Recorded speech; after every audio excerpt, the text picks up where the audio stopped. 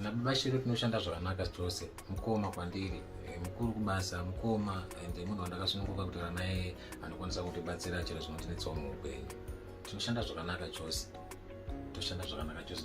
That's why pandakambobreaka ndikamboendawo zvangu ndikaenda kwandakaita ndakaona zvakakodzera kuti ndidzoke. Ndinofara kuti akanditambira mune zvakanaka stere.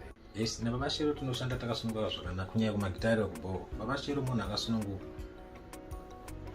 Zvawaridza iwo kana waita sound yakanaka vanokubheka. Makutoridza makutogadzira song kubva ipapo.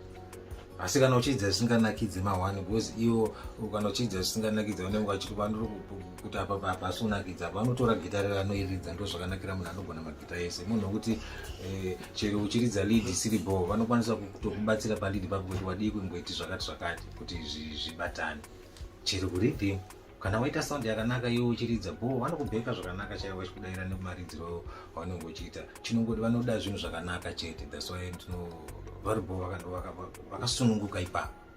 Asi tinoshanda zvakanaka magitari ndo maitiro atoita masong.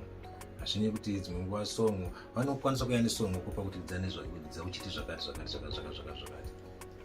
Kana iwo ngochiridzawo futi zvakanaka vakutokubheka ipapo makutoita masong makutoendera mberi ipapo. Ozvekuti